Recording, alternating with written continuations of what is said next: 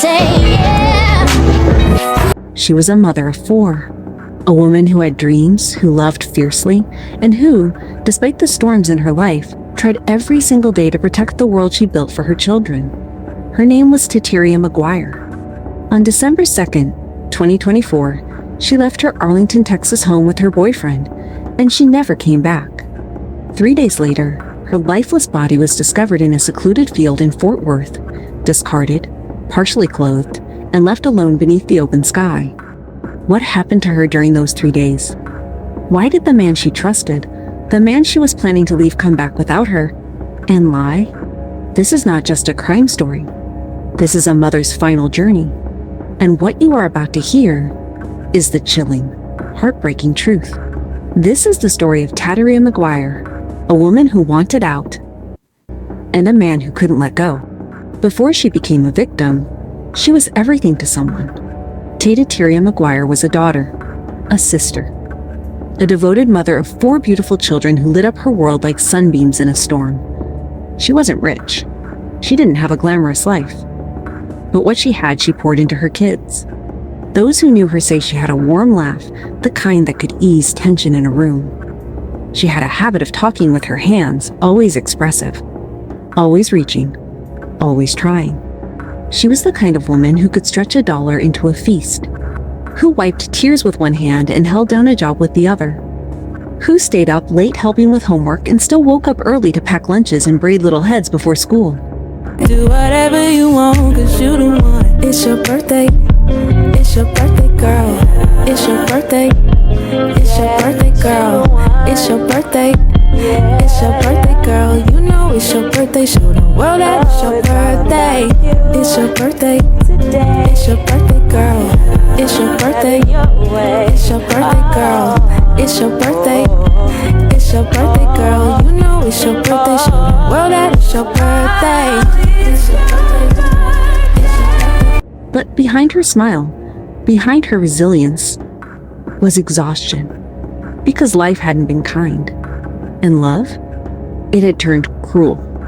Her closest friends say she had recently begun to confide in them whispers of wanting more, of wanting out of the cycle, out of the violence, out of the quiet hell that had taken root behind closed doors.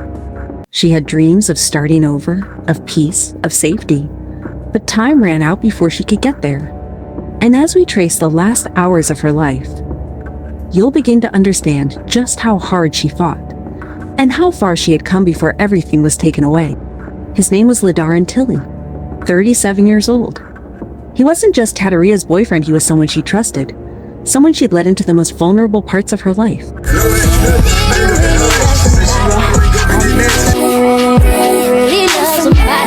Let me hear you say yeah.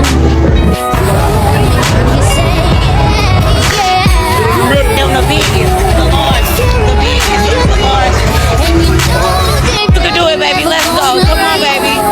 I want that purple bear right up there. Let's go, baby. You got it, baby. I know that give me. I love you. Y'all, today is one of the happiest days of my life. I went on my first fair day.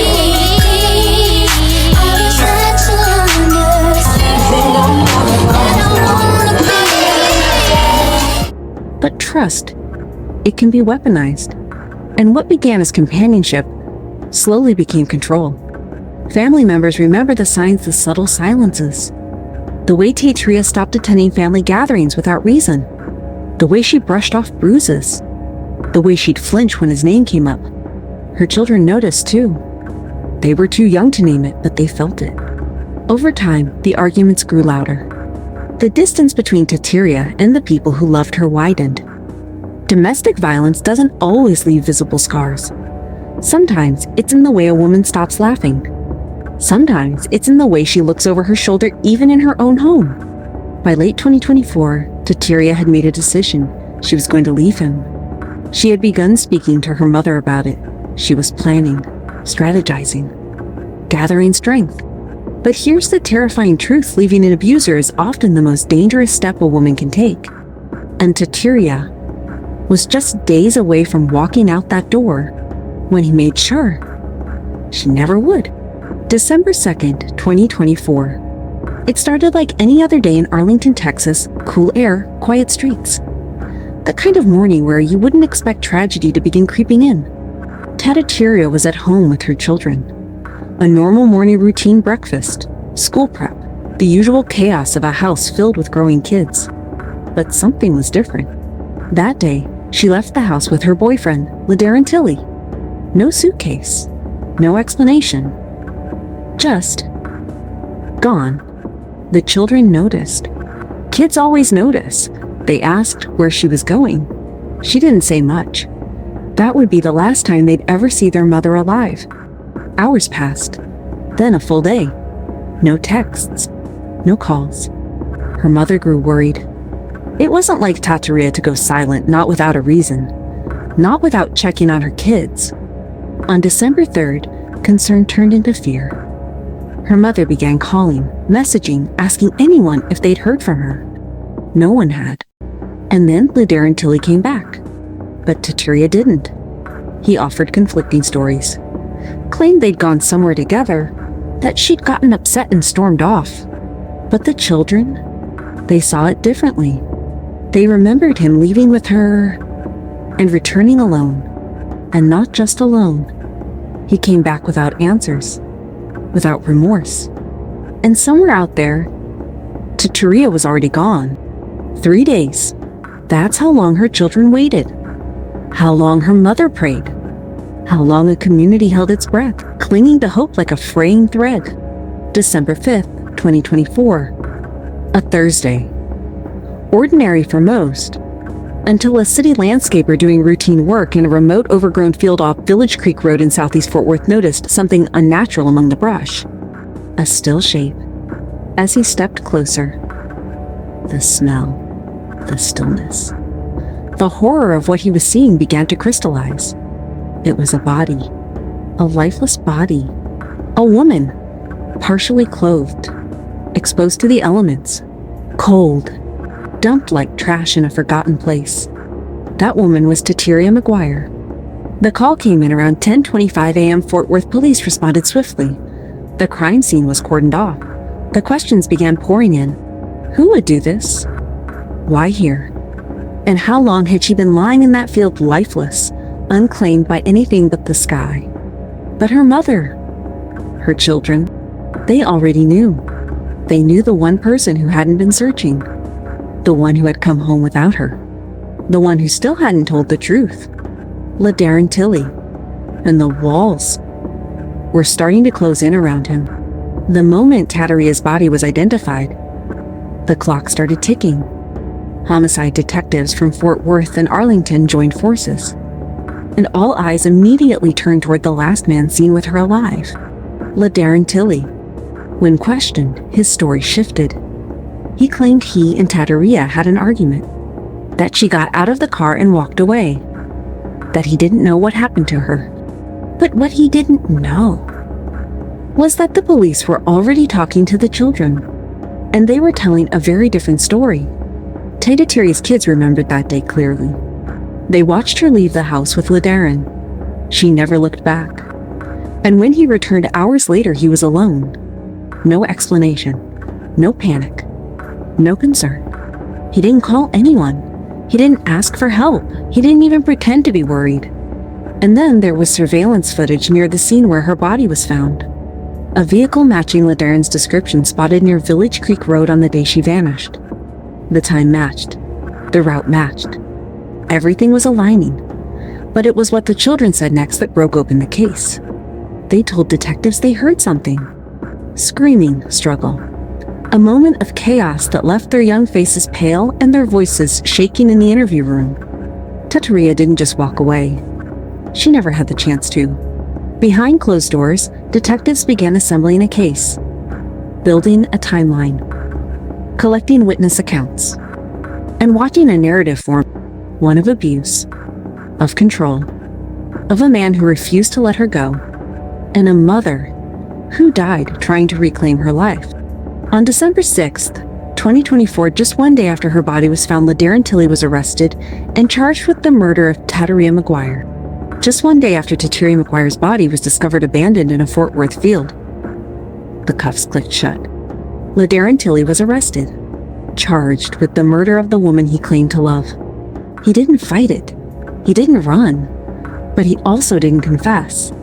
To this day, he has never admitted what he did. Prosecutors wasted no time. The evidence was mounting.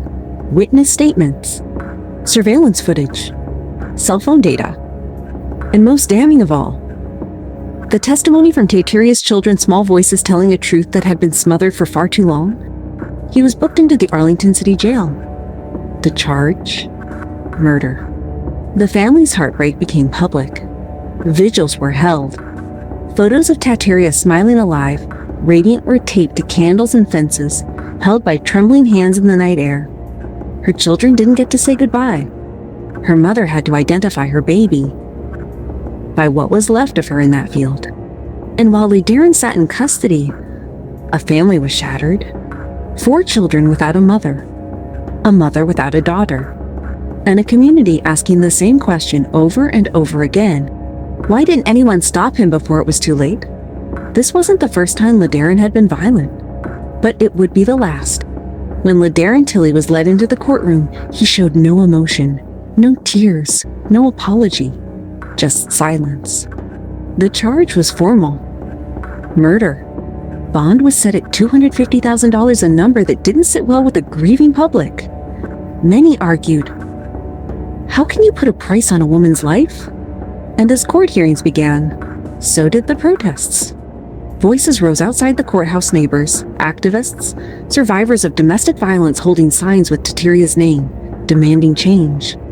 Her mother appeared at one of those vigils, standing with the community, her voice trembling but resolute. My daughter was trying to leave. She didn't deserve to die for that.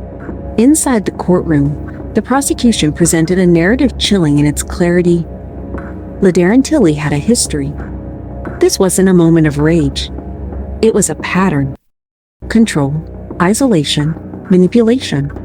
And when Tateria found her courage when she took the first step toward freedom, he killed her. The public watched every legal development closely. Social media was flooded with her photo, her name, her story. And in the comments, dozens of women shared their own stories of leaving, of surviving, of the fear that maybe next time they wouldn't. Tateria McGuire had become more than a victim. She had become a symbol of how the system fails too often, of how silence can kill, and of how dangerous love can be when it's held like a weapon. December 10th, 2024. The legal process continued. LaDarren Tilley, after being charged with the murder of Tateria McGuire, faced a future of uncertainty. The case was still in its early stages, investigations ongoing, witness testimony still being compiled, but everything pointed to a man who had likely taken the life of the woman he had once been close to. His arrest had sent shockwaves through the community. A man accused of murder, but no answers yet, no trial. His lawyers worked on his defense, and the pressure on the legal system intensified. But Tateria's family? They weren't just waiting for justice, they were living in the painful silence of what they had already lost. They didn't get closure. Not yet. Her mother and children were still grappling with grief. And for them, there would be no public reckoning, no final moment in the courtroom where they could see LaDarren face the consequences of his actions. But even without the trial, the story of Tateria's death, her struggles, her pain, her children's suffering was reaching people. Awareness spread, with domestic violence advocates, community groups, and public voices raising their concerns. They knew the truth. Tateria McGuire had been killed not just by violence, but by a system that had failed to protect her in the end. And as the case stalled, the calls for justice grew louder. A broken system could no longer silence her memory. Son, stop. So handsome. You're so handsome. Her story became a symbol for others who had suffered in silence. Justice for Tateria, the people cried. And the fight to honor her life and to protect others from the same fate was far from over. Teteria Maguire's story doesn't end here. While the legal proceedings stalled, and while the public's outcry for justice echoed through the streets, one thing remained unshaken: her legacy.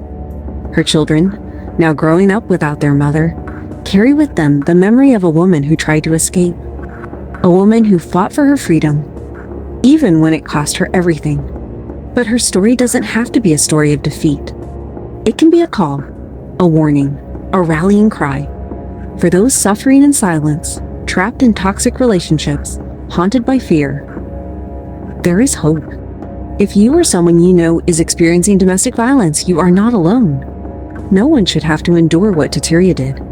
And while justice may feel out of reach, it's never too late to ask for help. For the survivors, you are stronger than you know. And for all of us, this is a reminder that change begins with us. We must raise our voices. We must fight for the victims who can't speak for themselves. We must demand better. Teteria Maguire may have lost her life, but her story, the fight she started, continues. Let's make sure she's never forgotten. If you're listening, if you're watching, and you care to do something, speak out. Share the story. Let the world know the truth. Because silence kills. But together, we can give a voice to the voiceless. Teteria Maguire's story matters. And if this story moved you, if it made you feel something, don't let it stop here. Subscribe to our channel for more in-depth true crime stories that demand to be heard. We tell these stories not just to remember the victims, but to spark awareness, to drive change. Every day, we bring you stories that expose the truth, demand justice, and give a voice to the voiceless. So if you believe these voices deserve to be heard, join us. Hit that subscribe button. Share Teteria's story. And together, let's make sure no one has to suffer in silence ever again.